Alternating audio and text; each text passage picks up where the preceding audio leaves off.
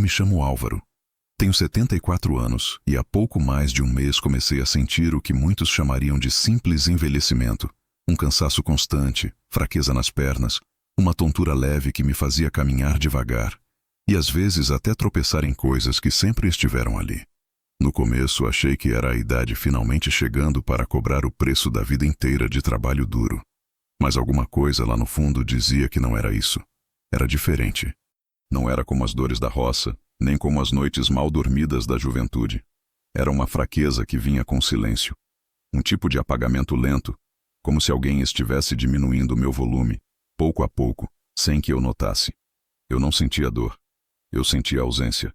E era isso que me assustava. Nos últimos tempos, tenho morado com minha filha mais nova, Mariana. Ela tem sido minha cuidadora, como dizem.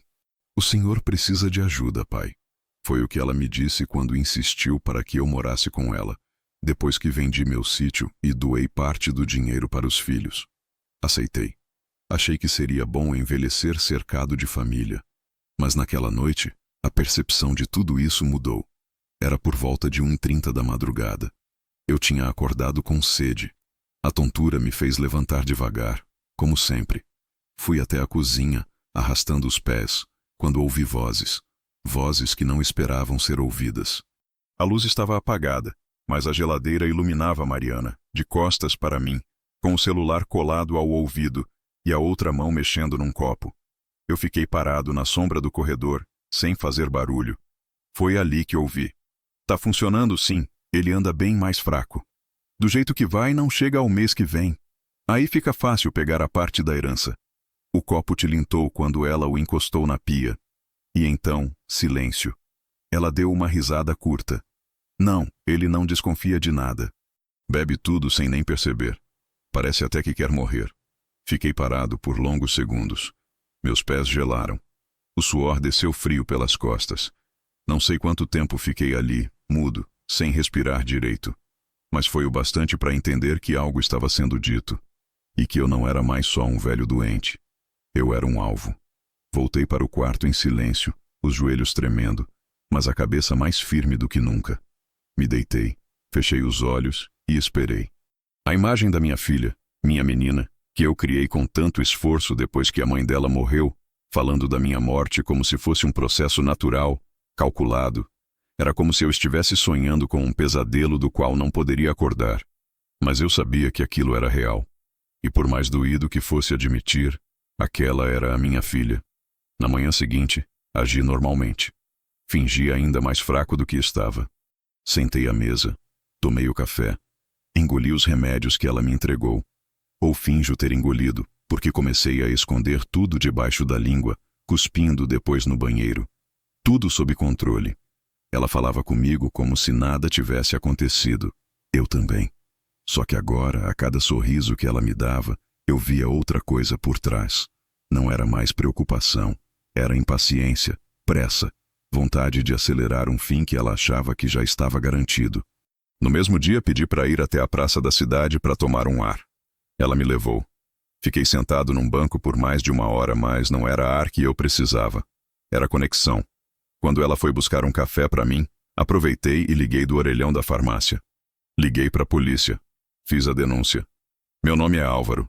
Estou sendo envenenado lentamente pela minha filha. Ela troca meus remédios. Eu ouvi. E guardei comprimidos suspeitos. Eu só preciso que alguém acredite em mim. O atendente do outro lado da linha ficou em silêncio por alguns segundos. Depois falou com calma. Senhor Álvaro, nós vamos abrir um protocolo. Pode nos dizer o endereço? Eu disse. Dei todos os detalhes. Quando voltei para o carro, ela me perguntou por que eu estava pálido. Eu disse que era só o calor. Mas a verdade é que era a dor de uma traição que nenhum pai deveria experimentar. E a certeza de que dali em diante, eu ia precisar fingir por um tempo. Um fingimento amargo, mas necessário. Porque agora, eu tinha um plano. E o que ela ainda não sabia, era que aquele velho que ela achava fraco na verdade, estava mais vivo do que nunca. No dia seguinte à ligação que fiz da praça, acordei com um silêncio estranho na casa. Mariana já havia saído para trabalhar, como fazia às terças e quintas.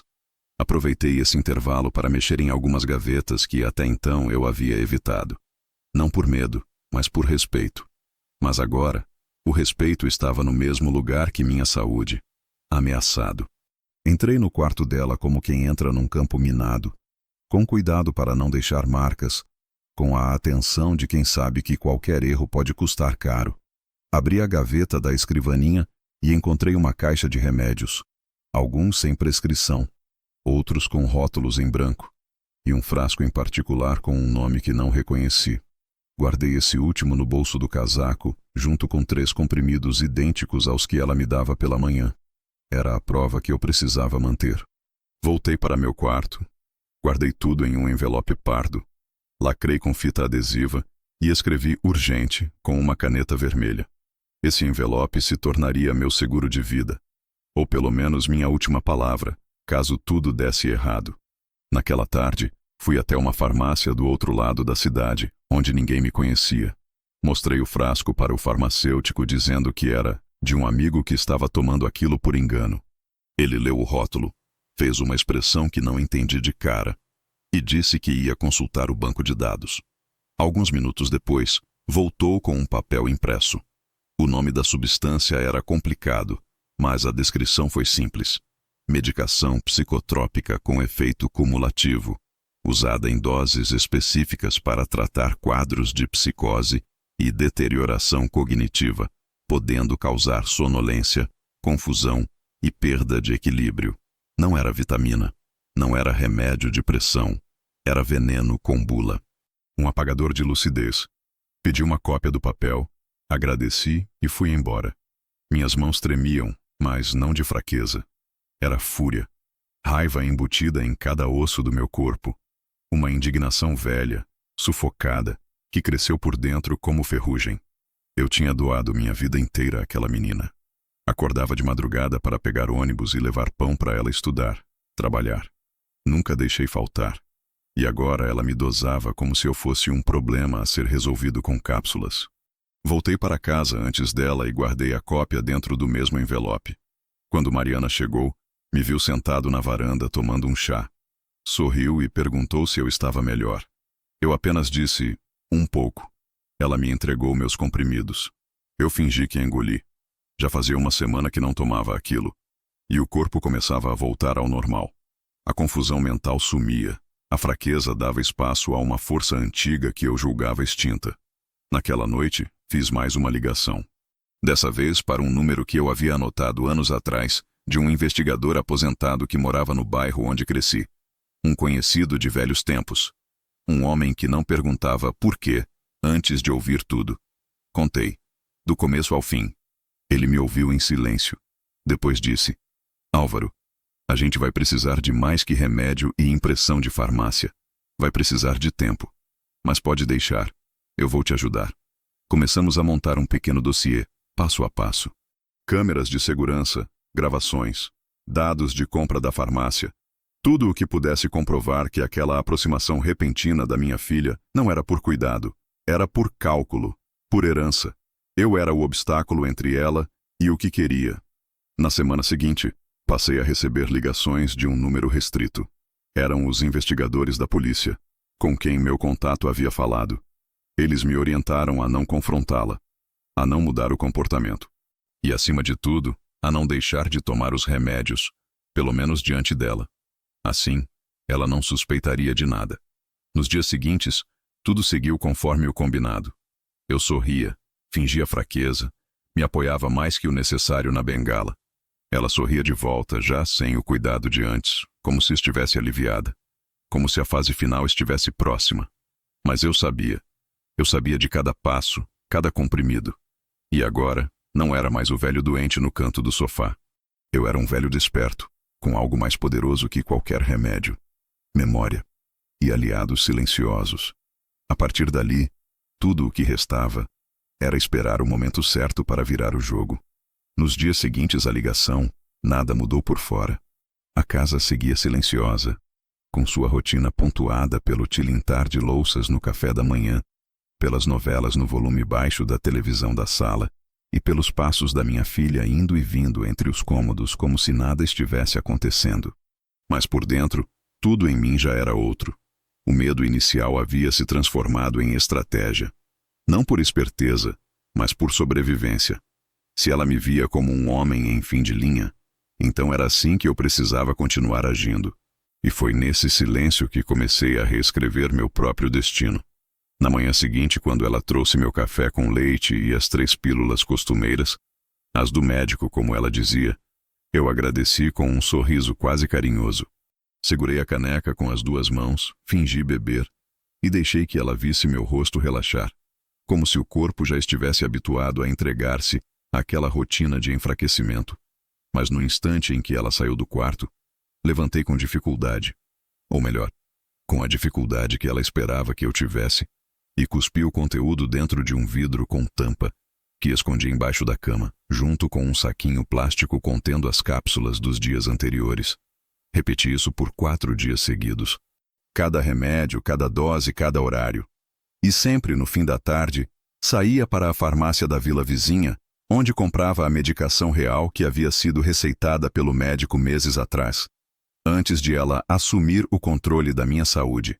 Tomava os remédios certos escondido, voltava a me alimentar melhor, bebia bastante água, e aos poucos percebia que os tremores sumiam, a visão deixava de turvar, a cabeça parava de parecer um quarto empoeirado. Eu estava acordando, mesmo fingindo dormir. No final da semana, com 5 frascos cheios de comprimidos dela e uma sacola contendo as bulas e datas de compra das minhas idas à farmácia, peguei um ônibus até o bairro do outro lado da cidade, onde encontrei o mesmo policial civil reformado que havia me ajudado antes. Entreguei tudo a ele, inclusive as gravações que comecei a fazer com um aparelho escondido atrás da estante do meu quarto, onde registrei as conversas da minha filha ao telefone, murmurando palavras como resultado positivo, tá quase apagado e já dá para adiantar o inventário. Ele me olhou como quem vê uma bomba relógio prestes a estourar. Não disse muito. Apenas assentiu e me garantiu que agora as provas seriam entregues à delegacia, sob sigilo absoluto. Na volta para casa, o ônibus passou por ruas que eu não via há anos. Olhei as pessoas pela janela. Mães com crianças pequenas, jovens saindo do trabalho, idosos com sacolas de feira, todos com seus próprios dramas e silêncios. Me perguntei quantos ali também eram traídos por quem chamavam de família. Quantos também sorriam por fora, enquanto dentro se seguravam para não desmoronar. Aquilo me deu uma espécie de força amarga mais útil. Eu não estava sozinho. E agora eu tinha mais do que suspeitas. Eu tinha evidência. Nos dias seguintes mantive a rotina com precisão de ator. Acordava tossindo, caminhava arrastando os pés, me esquecia sem querer de coisas simples, deixava o talher cair no almoço. Cada gesto era um escudo. Mariana parecia mais leve, quase animada. Começou a sair mais, a telefonar com frequência para alguém que ela não identificava como trabalho, nem como amiga. E eu, ao mesmo tempo que sorria para ela, anotava tudo no caderninho escondido atrás da segunda gaveta da cômoda. Na noite de sexta-feira, quando me trouxe o remédio com o chá de camomila, ela disse sorrindo que eu parecia mais sereno. Respondi que era graças aos cuidados dela. E juro, doeu dizer isso. Mas era necessário. Porque naquele mesmo instante, o envelope com os comprimidos adulterados já estava nas mãos corretas, sendo analisado por peritos que, poucas horas depois, confirmariam o que eu já sabia no instinto. O remédio que ela me dava não era o que constava na receita. Continha outra substância, administrada em microdoses, o suficiente para enfraquecer progressivamente sem levantar suspeita em exame simples. Um veneno lento. Um projeto de eutanásia disfarçado de afeto. Fui informado por telefone, com linguagem técnica e controlada, mas a frase que mais ficou foi: Seu Álvaro, se o senhor tivesse continuado tomando isso por mais algumas semanas, talvez estivesse numa cama, sem andar nem lembrar o próprio nome. Ou pior, a voz do investigador tremeu. A minha também, mas não de medo. Era outra coisa, uma espécie de renascimento. Como se, ao descobrir a tentativa de apagar minha existência, eu recuperasse o direito de decidir o final da minha história. A partir daquele dia, tudo mudaria. Mas por enquanto, eu ainda precisava fingir que nada havia mudado. O jogo continuava. Só que agora, Eu sabia exatamente quem era a peça mais perigosa do tabuleiro. No dia em que recebi o resultado oficial dos exames feitos com os comprimidos adulterados, chovia.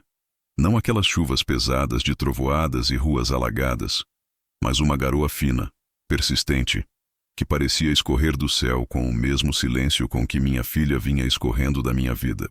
Eu estava sentado à beira da cama, observando a janela embaçada, quando o telefone tocou. Era o investigador. A voz dele parecia mais cansada que de costume, mais firme. Disse que os laudos haviam saído e que o conteúdo dos comprimidos não deixava espaço para dúvida. Eram compostos farmacêuticos utilizados, em dosagens controladas, para gerar efeitos de confusão mental, fraqueza progressiva, perda de equilíbrio e, com o tempo, um estado quase vegetativo em pacientes idosos. Um tipo de remédio conhecido entre cuidadores inescrupulosos por apagar o idoso sem levantar suspeita clínica imediata. Ouvi aquilo sem reagir de imediato. A mente não queria aceitar que aquilo que eu começara a desconfiar agora tinha um nome.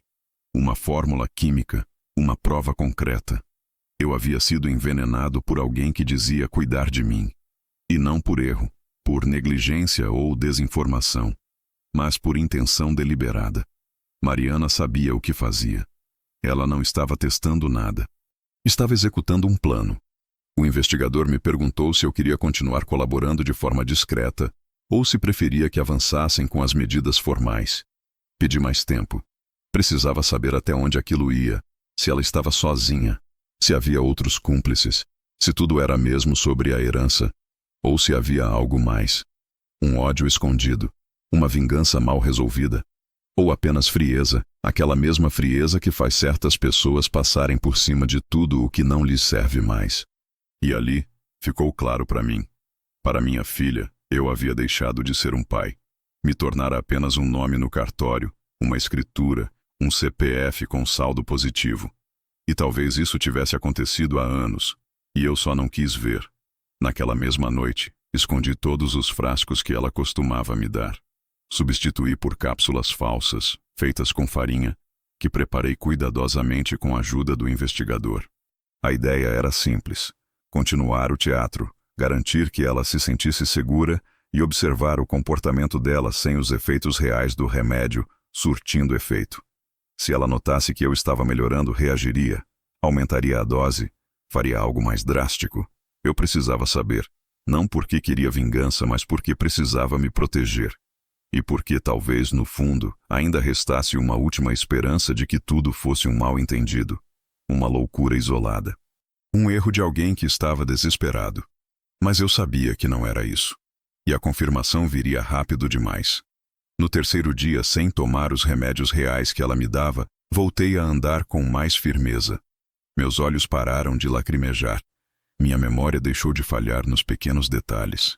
Eu lembrava de aniversários, nomes de remédios, do número da conta do banco, do endereço da padaria antiga que costumava frequentar com minha falecida esposa. Era como se estivesse acordando de um coma que nunca percebi que estava vivendo. Mas mesmo com essa lucidez voltando aos poucos, eu continuei fingindo. Dormia de propósito em horários errados, fingia confusão na fala, tremores nas mãos, e Mariana seguia sorrindo, dizendo: "Isso, pai, toma tudinho", como quem alimenta uma planta que já não tem raiz. Naquela mesma semana, os investigadores me chamaram para assinar um novo depoimento. O laudo técnico havia sido anexado ao inquérito. E agora a polícia possuía autorização para monitorar os aparelhos eletrônicos dela. Mensagens, chamadas, movimentações bancárias. Descobriram que ela havia feito 3 visitas recentes a um cartório da cidade, tentando adiantar documentação de transferência de bens por meio de uma suposta procuração por incapacidade cognitiva. Em uma das gravações captadas com escuta ambiental, ela mencionava um plano para internar-me preventivamente em uma clínica especializada, onde teria supervisão médica integral até o fim da vida. A justificativa? Fragilidade mental. Um diagnóstico que ela própria fabricaria com a ajuda de um conhecido, que mais tarde saberíamos ser o próprio genro, que se apresentava como consultor jurídico de uma empresa de planos funerários. As peças do quebra-cabeça estavam se encaixando. Cada gesto de carinho forçado, Cada xícara de chá oferecida com doçura, cada mão sobre meu ombro enquanto ela dizia: "Confia em mim, pai." Tudo era parte de uma construção teatral cuidadosamente arquitetada para me apagar sem ruído, para me transformar em uma sombra dócil que assinaria papéis sem saber o que eram, que cederia imóveis sem perguntar por quê, que um dia, no rodapé de um documento, seria apenas mais um número de óbito com causa natural. Mas o que ela não sabia é que eu já tinha voltado a ser o que era antes. Não o pai frágil, doente e calado, mas o velho teimoso, cabeça dura, que sobreviveu a tempos piores, que lutou por cada tijolo daquela casa, que carregou nas costas sacos de cimento, que viu a morte de perto mais de uma vez e ainda assim voltou para casa de pé. E agora, com as provas nas mãos da justiça, com a vigilância ativa e com minha lucidez restaurada, eu não era mais o alvo fácil que ela pensava. Era o sobrevivente que ela não contava que enfrentaria e exporia tudo aquilo. E eu ainda estava apenas começando. O que mais me incomodava naquela altura não era mais o que minha filha estava tentando fazer comigo, mas a certeza crescente de que ela não estava sozinha. Aquela conversa sussurrada no telefone que eu tinha ouvido meses atrás não parecia o tipo de confissão que se faz a um estranho. Era familiar demais, íntima demais. Havia cumplicidade. Alguém do outro lado sabia exatamente o que estava sendo feito. E o tom da conversa não era de hesitação, era de cálculo. De quem traça, revisa e executa. Foi esse detalhe que levei à polícia durante um novo depoimento. O investigador me olhou com atenção, rabiscou algo em seu caderno e, sem me prometer nada, disse que fariam o possível. Alguns dias depois, ele me ligou. Não para dizer que tinham descoberto tudo, mas para pedir autorização. Como eu era a vítima direta, com base nas provas já existentes, eles poderiam pedir judicialmente a quebra do sigilo de chamadas da minha filha. O pedido foi aceito em menos de 48 horas. E o que encontraram ali não foi apenas um nome. Foi uma teia. O número mais frequente, além de contatos normais de farmácias e mercados, era um fixo. Antigo, com DDD de outra cidade, ligada a um escritório de advocacia. Mas não era um escritório qualquer. Era uma daquelas firmas discretas, especializadas em inventários, disputas patrimoniais e testamentos contestados. O tipo de escritório que vive do litígio entre pais e filhos, irmãos contra irmãos. Quando a polícia entrou em contato, descobriu que minha filha havia feito 3 reuniões presenciais com um dos sócios. Sempre sozinha, sempre pedindo discrição. O conteúdo das conversas só foi revelado quando a escuta autorizada foi implementada. E o que veio depois foi ainda mais perturbador. Ela estava tentando antecipar minha inaptidão civil. Em linguagem clara, isso significa me declarar legalmente incapaz, mesmo sem diagnóstico formal, para assumir a gestão do meu patrimônio.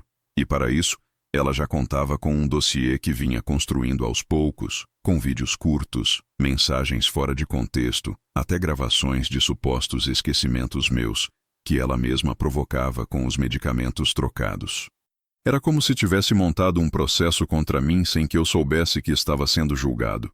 Mas o detalhe que mais me cortou foi saber que, na terceira reunião com o advogado, ela não estava sozinha. Quem a acompanhava, sentado à mesma mesa, revisando cláusulas e sugerindo estratégias, era o meu genro. Aquele mesmo que sempre apertava minha mão com força demais, que me chamava de velho esperto, com um sorriso que agora me parecia ácido. Ele estava lá, participando. Com nome nos rascunhos, com cópia dos documentos. Inclusive, parte da herança futura já estava em processo de antecipação de legítima, segundo palavras do próprio advogado. Em outras palavras, estavam tentando pegar minha casa, aquela onde minha esposa morreu, onde vi minha filha dar os primeiros passos, antes mesmo que meu corpo estivesse fora dela. A investigação mostrou ainda que minha conta bancária havia sido vasculhada diversas vezes por um terceiro CPF, que depois descobri ser do próprio genro. Ele havia obtido uma espécie de procuração limitada, que eu nunca lembrava de ter assinado, mas que existia. E havia sido usada, inclusive, para tentar iniciar uma transferência de um de meus fundos para uma conta conjunta de Mariana com ele. Essa tentativa foi barrada pelo banco, que exigia um reconhecimento biométrico presencial. Mas apenas o fato de terem tentado Me fez entender que aquilo era maior do que um plano impulsivo. Era sistemático e antigo. Naquela noite, não dormi, não chorei. Só sentei no sofá da sala, olhando para o porta-retrato em cima da estante. A foto de família do Natal de 5 anos atrás. Mariana sorria, com a mão no ombro da mãe. O genro mais atrás, com um copo na mão, rindo de alguma piada. Eu, no canto, com uma camisa xadrez que ela mesma tinha me dado. Na época, achei que aquele sorriso era sincero. Agora, não tinha mais certeza se alguma coisa naquele retrato era verdadeira. No dia seguinte, o investigador me trouxe uma cópia da transcrição parcial de uma das ligações recentes.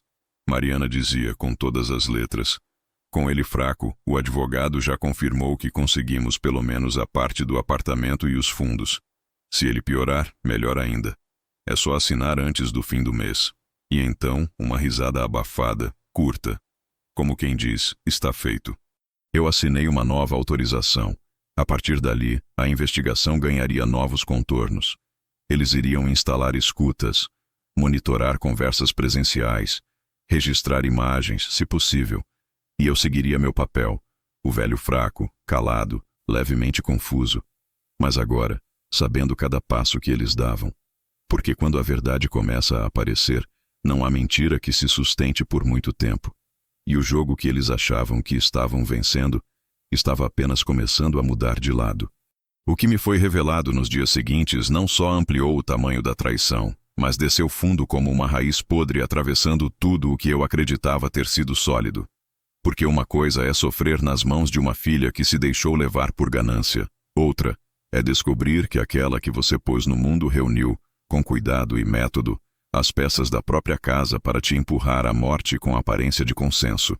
Quando a polícia finalmente teve autorização para instalar escutas no ambiente e começar a gravar visitas e encontros, eu passei a ser uma sombra em minha própria residência. Não em silêncio por medo, mas por cálculo. Cada passo que eu dava era um fio que conduzia a verdade para os microfones que agora me protegiam. A primeira gravação relevante veio numa manhã de terça-feira.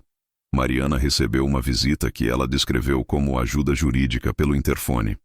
O homem que entrou era jovem, engravatado, carregava uma pasta preta de couro e não parecia desconfortável ao ser recebido com um beijo no rosto por ela. Mais tarde, o investigador me confirmaria que ele era assistente do mesmo advogado que havia preparado os documentos iniciais da minha interdição. A conversa entre os dois durou quase 40 minutos. E o mais assustador não foi o conteúdo técnico das falas, mas a naturalidade com que falavam de mim, como um obstáculo que já não resistiria muito. 2 dias depois, nova reunião. Desta vez, quem apareceu foi o genro. E junto dele, uma figura que me custou mais acreditar. Meu neto mais velho, Vinícius.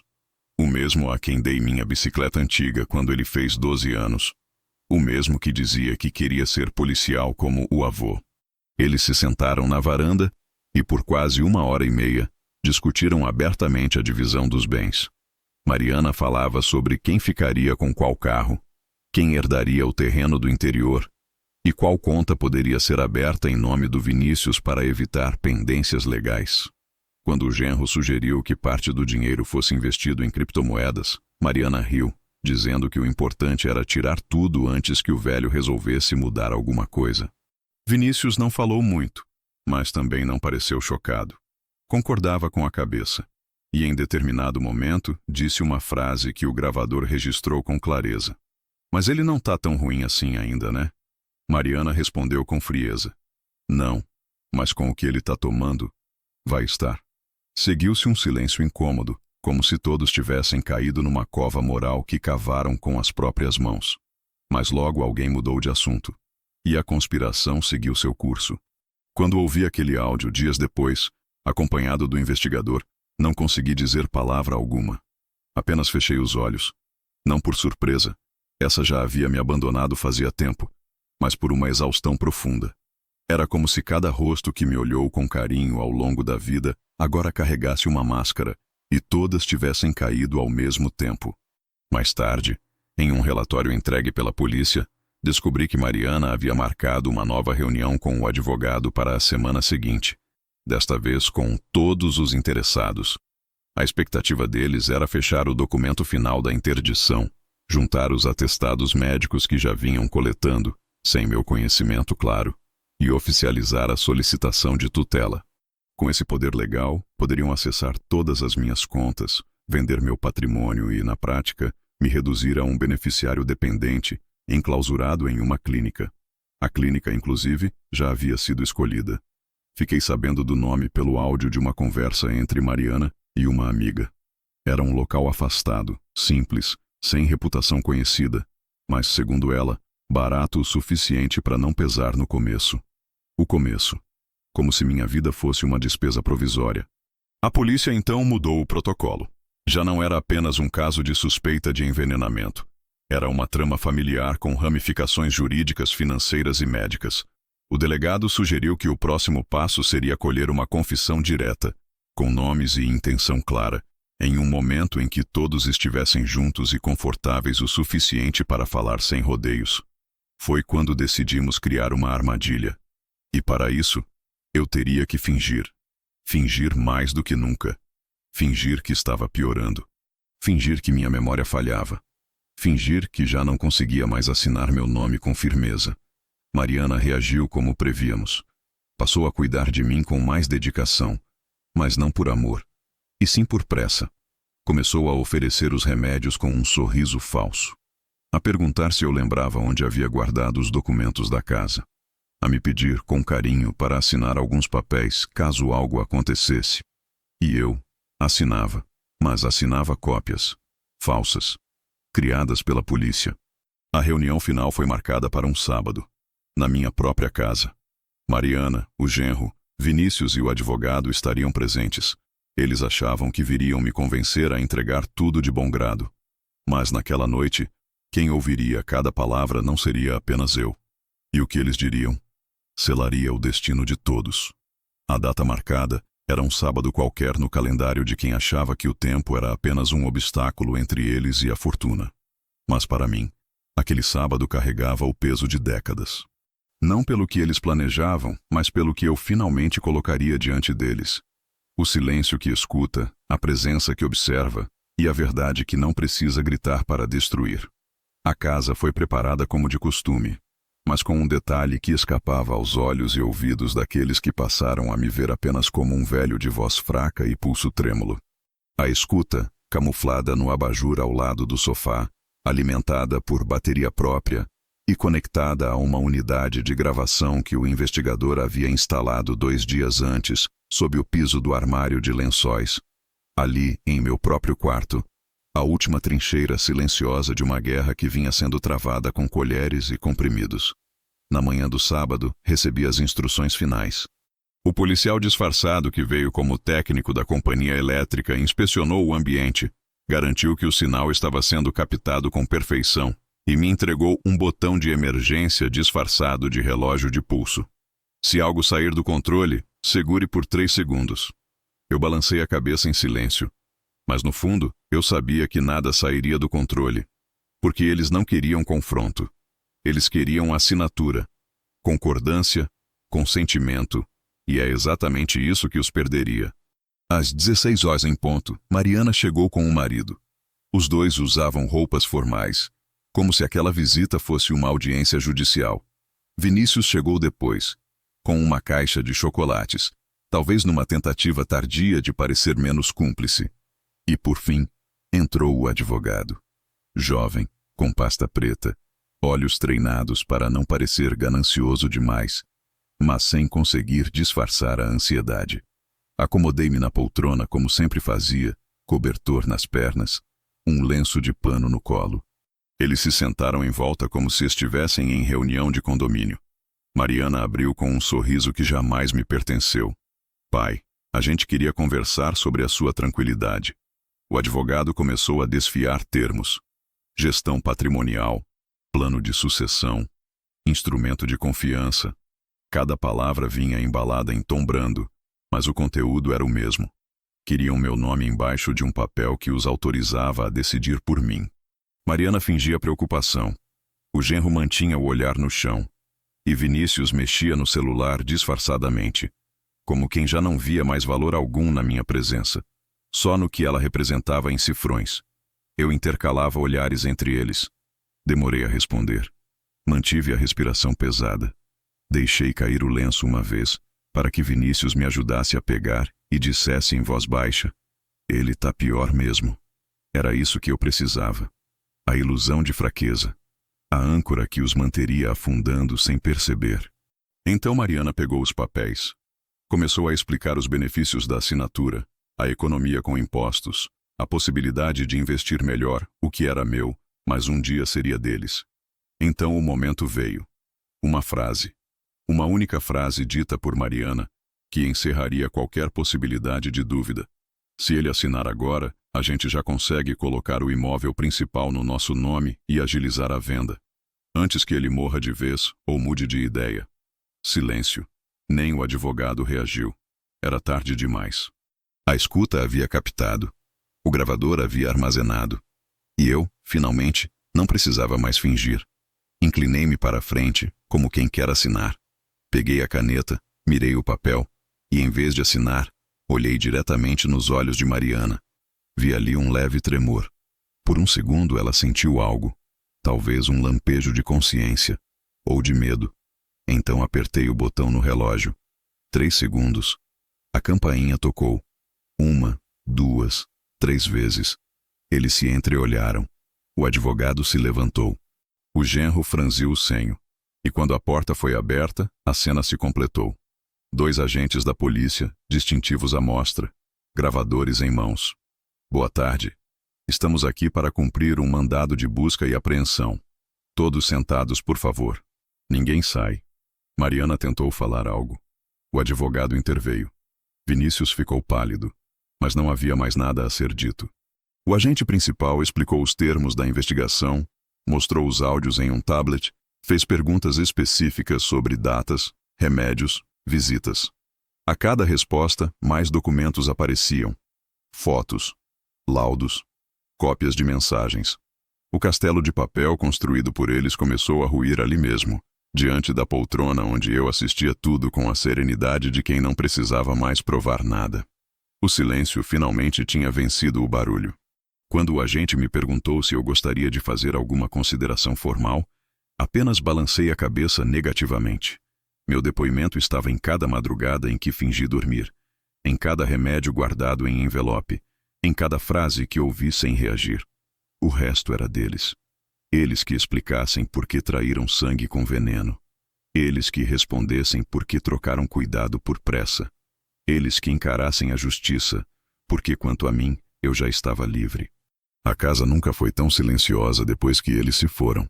Mariana saiu sem olhar para trás, acompanhada pelo advogado, dizendo que aquilo era um equívoco temporário. O genro, menos cuidadoso, deixou escapar um "isso vai acabar em nada". Já Vinícius?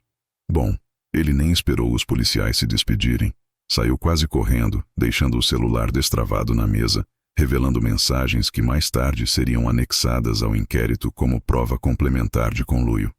Eu fiquei. Como sempre, fiquei.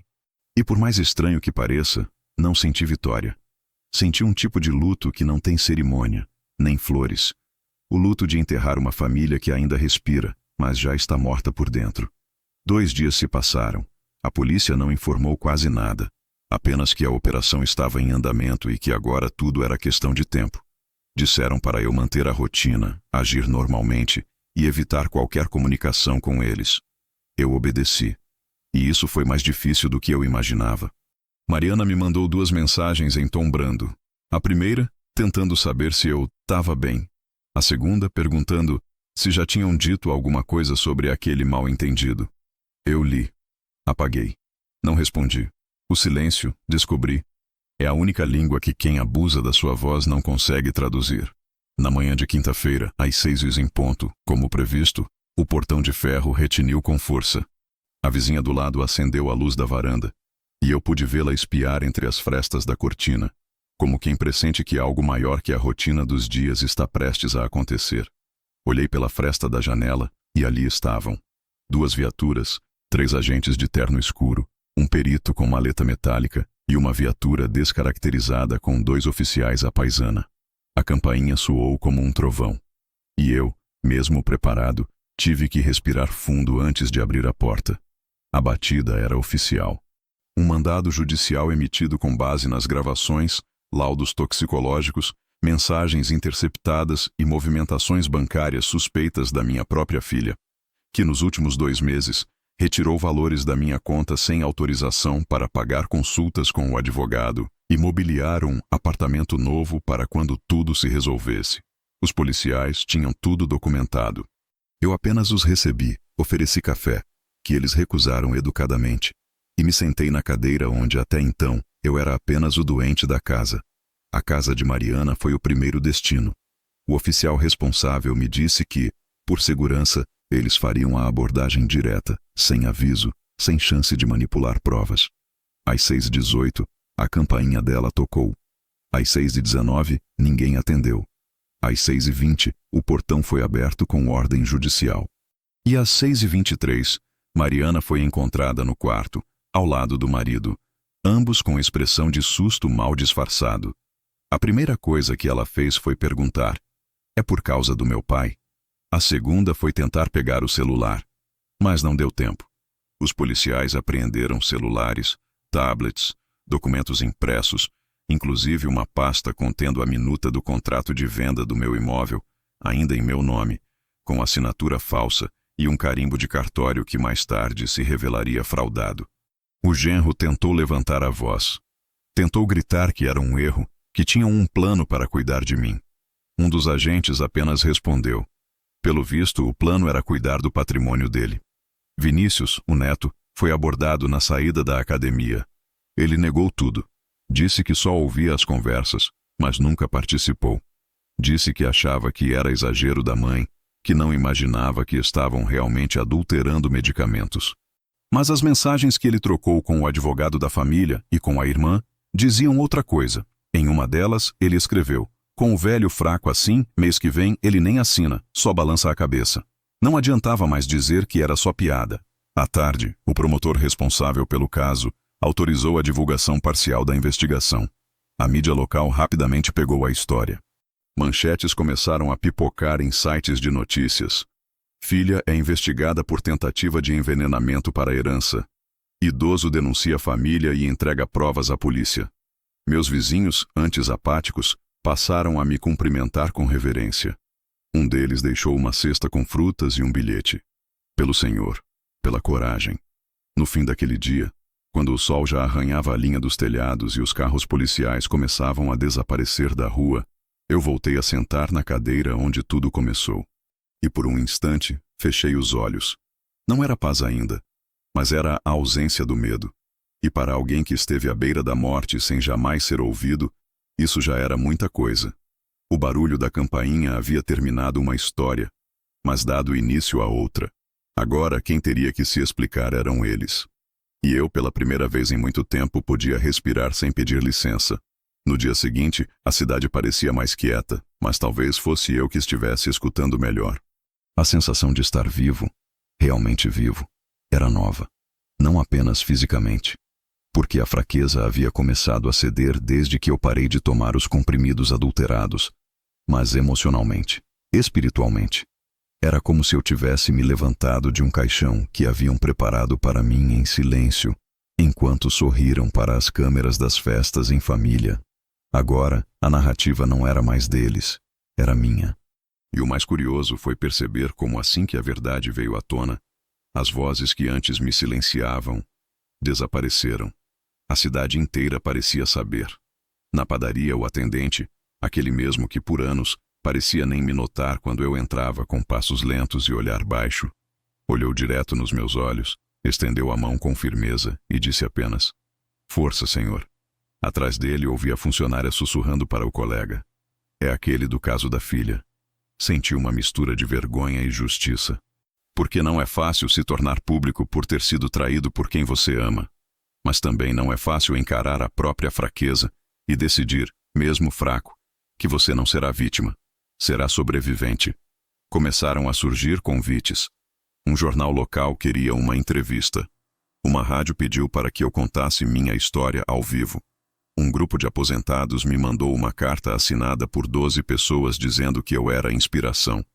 Um colégio da região, onde um dos professores usava minha história como exemplo de resiliência numa aula sobre direitos do idoso, entrou em contato para saber se eu toparia uma visita. Eu não queria holofotes. Nunca quis. Mas uma parte de mim sabia que aquilo podia servir para alertar outros, homens e mulheres da minha idade que, por medo ou dependência emocional, continuam vivendo dentro de armadilhas disfarçadas de afeto. No posto de saúde, a enfermeira que me atendeu pegou meu prontuário e, antes de começar a digitar, segurou minha mão. Ela disse que tinha lido tudo, que nunca tinha visto um idoso conseguir reverter uma situação assim, que muitos morrem em silêncio, sem nem saber que estavam sendo lentamente apagados. Fiquei em silêncio, mas meus olhos disseram mais que qualquer palavra. A psicóloga do posto, que eu fui encaminhado para ver após a liberação da investigação, me recebeu com um sorriso diferente. Um sorriso que reconhecia em mim algo além da dor. Ela disse que eu não precisava contar tudo de novo, se não quisesse. Mas eu quis. Pela primeira vez, quis contar. Não como desabafo, mas como reconstrução. Porque contar é diferente de reclamar. Contar é organizar a dor para que ela não vire destino.